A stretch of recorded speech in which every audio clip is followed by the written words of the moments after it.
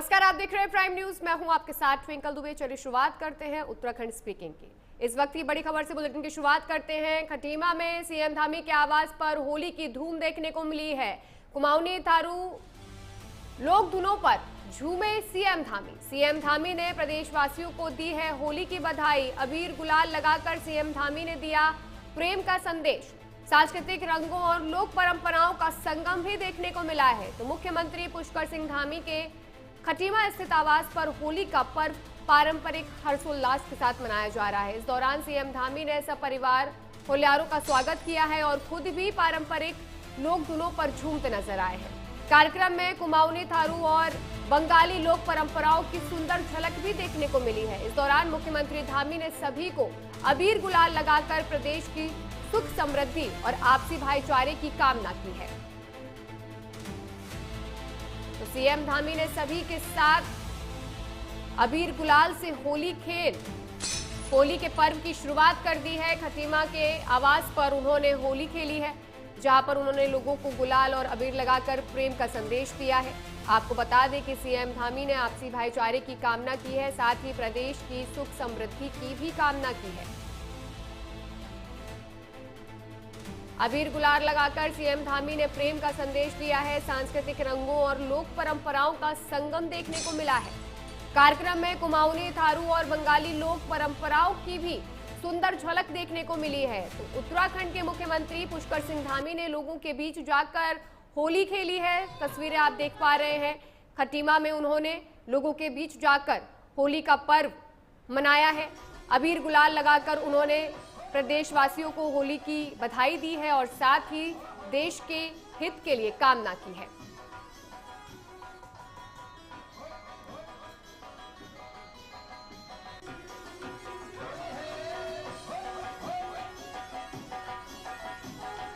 CM Dhami ने सभी को अबीर गुलाल लगाकर होली की शुभकामनाएं दी हैं। कुमाऊनी थारू लोक धुनों पर भी सीएम धामी झूमते नजर आए हैं। सीएम धामी ने प्रदेशवासियों को होली की बधाई देते हुए भाईचारे का प्रतीक बताया है।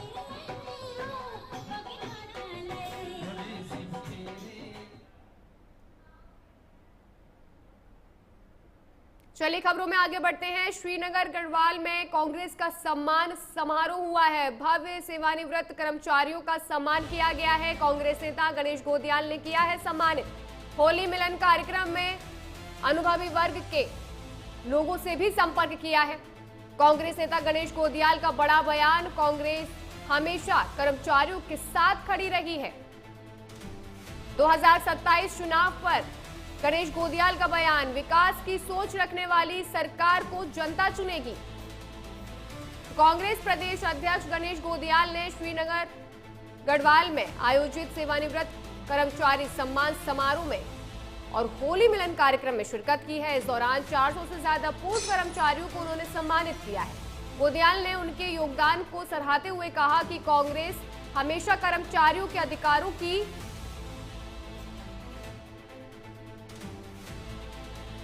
तारीफ करती रही है। वहीं जिला अध्यक्ष विनोद नेगी ने बीजेपी सरकार पर कर्मचारियों के प्रति संवेदनहीन का आरोप भी लगाया है।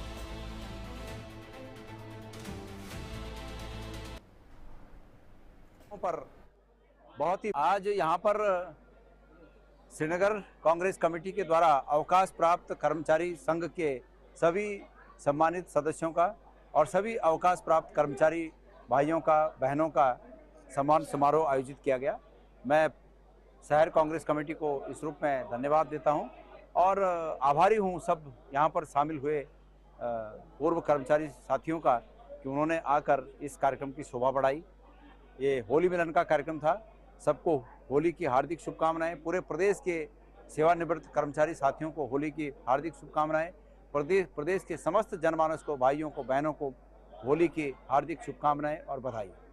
मैं ये समझता हूं कि उन्होंने खुद ही विराम लगा दिया और अब इस बात को मैं मेरे मुंह से कुछ और बोलकर वो नहीं करना चाहता। जो उन्होंने जो जैल उच्चारण करे वे पूजे भी करे। धन्यवाद। वर्तमान का जो राजनीति का मॉडल है, शासन का मॉडल है, उसका परिणाम है और निश्चित रूप में शंकराचार्य जी पर लगाए गए आरोप वो राजनीति से प्रेरित हैं।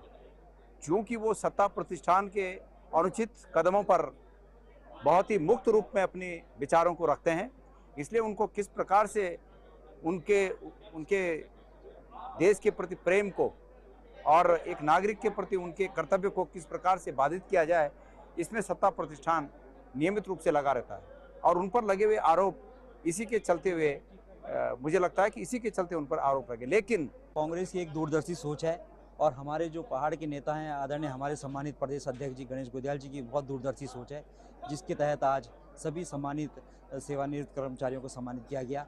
और एक तरफ भाजपा को आपने देखा होगा कि भाजपा के तथाकथित जो विधायक हैं उमेश काऊ जी, उनके द्वारा जो प्रारंभिक शिक्षा के डायरेक्टर हैं अजय कुमार नौटियाल जी को किस तरह से उनको प्रताड़ित किया गया। और एक तरफ आप यहाँ पर नज़ारा देख सकते हैं कि किस तरह से जो कांग्रेस अपने सेवानिवृत्त कर्मचारियों के पक्ष में खड़ी दिखती है। कहीं ना कहीं जो है ये कांग्रेस की दूरदर्शी सोच है और इस सोच को हम जो है आगे लेकर जाना चाहते हैं, प्रदेशवासियों तक लेकर जाना चाहते हैं और उम्मीद करते हैं कि कर्मचारी भी इस पर गहन अध्ययन करेंगे, गहरी सोच रखेंगे और निश्चित रूप से आने वाले 2027 में गणेश गोदियाल जी को भारी मतों से विजयी बनाएंगे। यही हम लोग चाहते हैं। होली के लिए विशेष हम लोग आप सभी को जो है शुभकामनाएं देते हैं कि आपका जीवन मंगलमय हो। जितने भी लोग यहाँ पर आए हैं हमारे प्रदेशवासी हैं, अपने बच्चों के लिए जो सपने उन्होंने सजाए हैं वो सपने साकार हों और होली के रंगों की तरह उनके जीवन में अपार खुशियाँ आएँ, यही शुभकामनाएं हम देंगे। वहीं हल्द्वानी के लिए खुला विकास योजनाओं का पिटारा। सीएम धामी के कार्य को पूर्व एमएलए नवीन चंद ने सराहा है। लगभग 1 अरब रुपए की योजनाओं का शिलान्यास किया गया है। नलकूपों के लिए आवंटित भारी बजट नवीन चंद्र की तरफ से कहा गया है। सड़कों के चौड़ीकरण के लिए भी बड़ी सौगात दी गई है। साथ ही कहा गया है कि सड़कों के चौड़ीकरण को लेकर हल्द्वानी अब चमकेगा।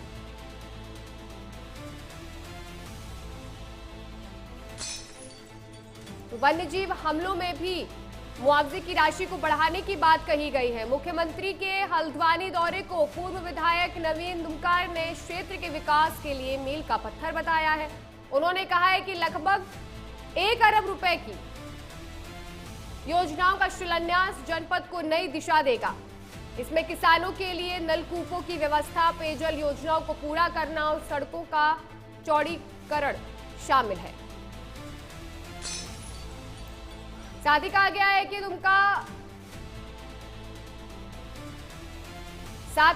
है कि वन्यजीव हमलों में मुआवजे की राशि को भी बढ़ाने का फैसला लिया गया है, जिसका स्वागत किया गया है।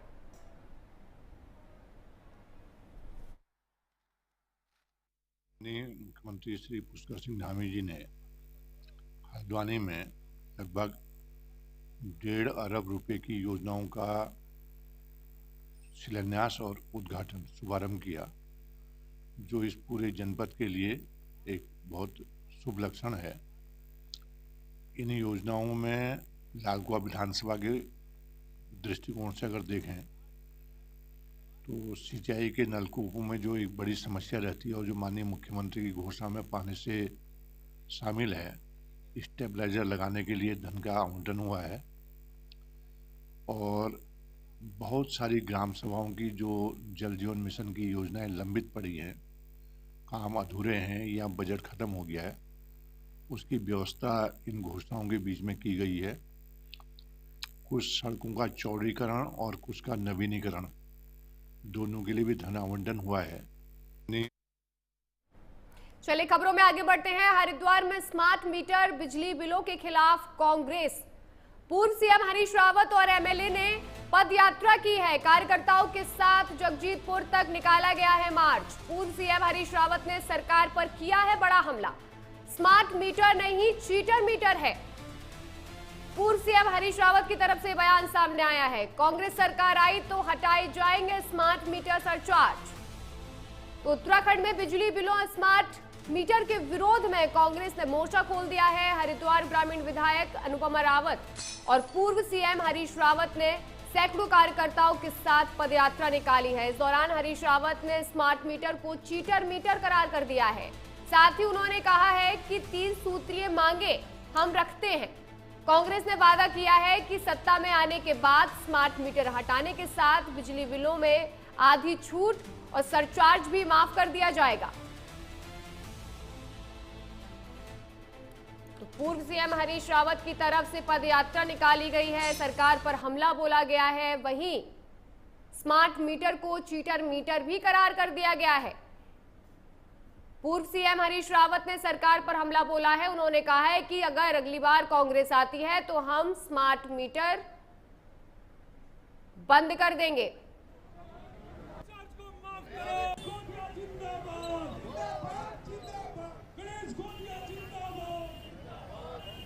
तो लगातार पूर्व सीएम हरीश रावत की तरफ से पदयात्रा निकालकर विरोध प्रदर्शन देखने को मिला है। कई कार्यकर्ताओं ने इस पदयात्रा में हिस्सा लिया है और सरकार को घेरने का प्रयास किया है। स्मार्ट मीटर के खिलाफ यह बड़ा प्रदर्शन देखने को मिला है। नूरपुर पंजनहेड़ी से चलते हुए ये पदयात्रा जो है आज बिजली घर में पहुंची है। बूढ़ी माता के समीप के बिजली घर है। मुख्य कारण यह है कि आप सब जानते हैं कई वर्षों से हम देख रहे हैं कि बिजली के दरों पे बेतहाशा वृद्धि की जा रही है। एक और तो हमारा राज्य बिजली उत्पादक है, हम खुद बिजली उत्पादन करके दूसरे राज्यों में देते हैं और हमारे यहाँ हमारे ही लोगों पर, हमारी जनता पर इतना मनमाने रूप से बिजली के चार्जेस लिए जा रहे हैं।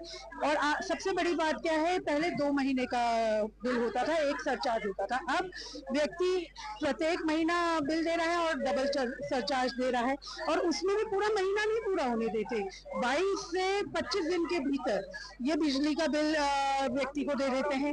एक तरीके से देखा जाए 12 महीने होते हैं साल में, 14 महीने की वसूली जो है बिजली विभाग द्वारा हो रही है। और मेरा साफ तौर पे आरोप ये है कि ये डबल इंजन भाजपा सरकार जो है इस तरीके से डिपार्टमेंट्स को यूज करके जनता को पूरी तरीके से छलनी कर रही है, उनको पूरी तरीके से उनके ऊपर डकैती करने का कार्य कर रही है। पदयात्रा निकाली गई। लोग परेशान हैं बिजली के बिलों से, लोग परेशान हैं जो सरचार्ज की वसूली के नाम पर लोगों के मीटर काटे जा रहे हैं। लोग परेशान हैं इस बात से बिजली आ नहीं रही है, बिजली के बिल दुगने तिगुने आ रहे हैं। और पहले 2 महीने में बिजली का बिल आता था, अब 1 महीना तो छोड़िए 26 दिन में बिजली का बिल आ रहा है। लोग त्रस्त हैं। तो ये 3 सूत्री इसका मकसद है। पहला है नो स्मार्ट मीटर और दूसरा है कि बिजली का बिल हाफ, सरचार्ज माफ। और हमारा वादा है कांग्रेस का गणेश गोंदियाल जी के नेतृत्व में कि यदि ये सरकार नहीं करेगी ऐसा तो जो कांग्रेस की सरकार आएगी हम पहले ही साल में इस काम। चलिए खबरों में आगे बढ़ते हैं। देहरादून में त्योहारों को लेकर पुलिस ने की है अहम बैठक। रमजान और होली पर सौहार्द बनाए रखने की अपील की गई है। कप्तान के निर्देश पर थानों और कोतवाली में आयोजन। सोशल मीडिया पर पुलिस रख रही है पैनी नजर। अराजकता फैलाने वालों को तत्काल पुलिस एक्शन में लेकर कार्रवाई करेगी। तो देहरादून में आगामी त्योहारों को देखते हुए पुलिस ने सभी थाना क्षेत्रों में पीस कमेटी की बैठक आयोजित की है। इस दौरान एसएसपी के निर्देश पर हुई इन बैठकों में सभी धर्मों के लोगों से रमजान और होली को शांतिपूर्ण ढंग से मनाने की अपील की गई है। वहीं पुलिस ने साफ किया है कि सोशल मीडिया पर भ्रामक खबरें फैलाने वालों पर सख्त नजर रखी जा रही है और किसी भी अप्रिय घटना पर तुरंत पुलिस को सूचित करने को भी कहा गया है। तो लगातार पुलिस की तरफ से एक्शन देखने को मिल सकता है। जिस तरीके से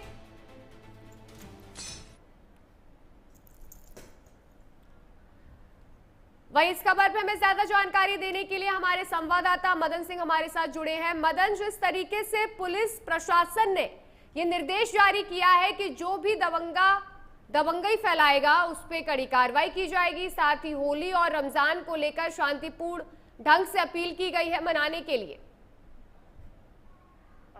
देखिए, जिस तरीके से आगे त्योहारी सीजन है और तमाम दिक्कतों का सामना पुलिस प्रशासन को करना पड़ता है, इस बार जो है पुलिस महकमे ने ये एक डिसीजन लिया है कि पूरे राज्य में तमाम जो चौकियां हैं, थाने हैं, वहां पर बैठकें की जाएगी और तमाम जो इस त्योहारी सीजन से जुड़े हुए लोग हैं, चाहे वो बुद्धिजीवी लोग हैं या जाति धर्म के विशेष लोग हैं, उनको बिठाकर इस बात को लेकर चर्चा की जाए कि जो त्योहारी सीजन है वो शांतिपूर्ण ढंग से चले और उसके लिए किस तरीके की तैयारियां करनी है उसमें आम लोगों की राय भी ली जाए। और खासतौर पर चूंकि सोशल मीडिया का जमाना है उसको लेके भी जो है तमाम दिक्कतें झेलनी पड़ती है। लोग कई तरीके की पोस्टें डालते हैं और उसके बाद कई जगह बवाल देखने को मिलता है। तो इसलिए पुलिस ने पहले ही सतर्कता बरतने के लिए ये निर्णय लिया है कि तमाम लोगों के साथ पहले से ही बातचीत की जाए, क्योंकि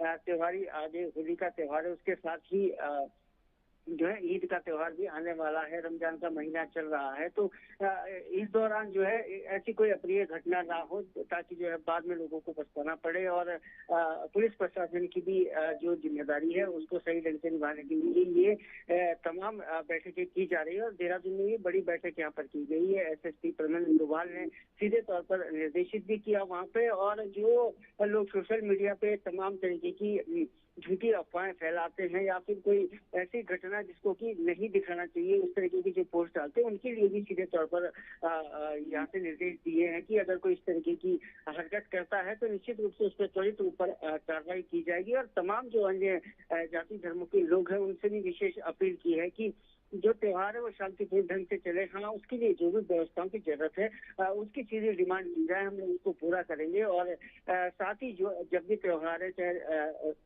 मस्जिदों में आजकल नमाज पांच टाइम की नमाज चलती है तो वहाँ पर किस तरीके की कोई बाधा जिस तरीके से पुलिस प्रशासन अलर्ट मोड पर नजर आ रहा है, चाहे होली हो या रमजान, उस त्योहारों को लेकर पुलिस लगातार एक्शन मोड पे है और जो भी उपद्रव फैलाएगा उस पर कड़ी कार्रवाई होगी।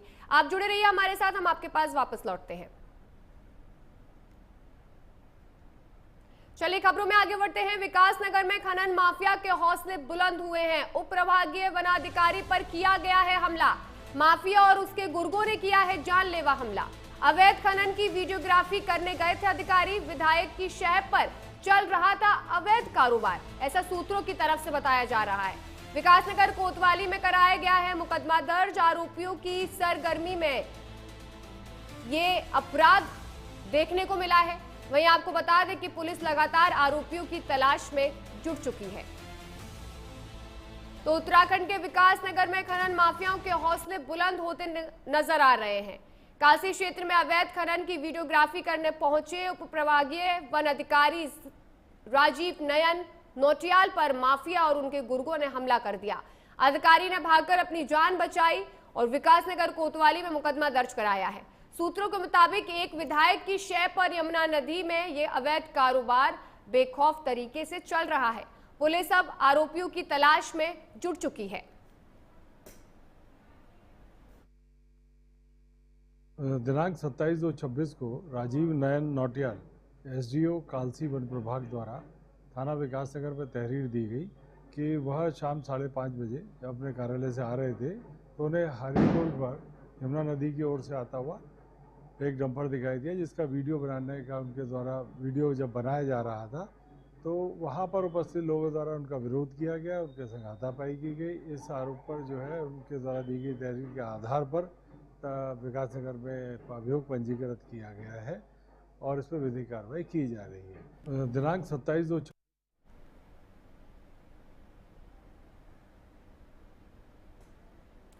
वही इस खबर पर हमें ज्यादा जानकारी देने के लिए हमारे संवाददाता मदन हमारे साथ जुड़े हैं। मदन, जिस तरीके से खनन माफियाओं का ये हमला देखने को मिला है, उप प्रभागीय वन अधिकारी पर हमला किया गया है और वो सिर्फ पहुंचे थे वीडियोग्राफी करने के लिए, क्या पूरी जानकारी? ठीक है, देखिए जिस तरीके से उत्तराखंड को शांत प्रदेश कहा जाता था वो कहीं ना कहीं परिस्थितियां यहाँ पर बिगड़ने लगी है। और जिस तरीके से खनन माफिया हो या फिर अवैध निर्माण माफिया यहाँ पर जन्म लेते दिखाई दे रहे हैं, क्योंकि तमाम ऐसी घटनाएं उत्तराखंड में अब देखने को मिल रही है जो कि पहले नहीं हुआ करती थी। और उसी का एक प्रारूप देखने को मिला विकासनगर में, जिस तरीके से वहाँ पर वन विभाग की टीम पर हमला किया गया। वन विभाग के अधिकारी वहाँ पर निरीक्षण करने गए थे और वहाँ पर उन्होंने एक डंपर देखा जो कि अवैध वहाँ पर खनन कर रहा था। उसकी जो वीडियो बनाने के दौरान वहां पर तमाम लोग एकत्र हुए और उन्होंने सीधा जो है हमला कर दिया कालसी के जो वन अधिकारी थे और मामला यहाँ तक आगे बढ़ा कि हाथापाई इस तरीके से जिसमें कि तमाम लोग चोटिल भी हुए हैं। हालांकि मामला जब चौकी में गया तो उसके बाद दोनों पक्षों की तरफ से वहां पर जो है शिकायत दर्ज की गई है। बहरहाल देखने वाला मामला ये होगा कि जो वन अधिकारी थे उनके लिए भी कहा जा रहा है कि वो गलत तरीके से वहां पर गाड़ी को पत्थर मारा उन्होंने, इस तरीके की बात भी सामने आ रही है।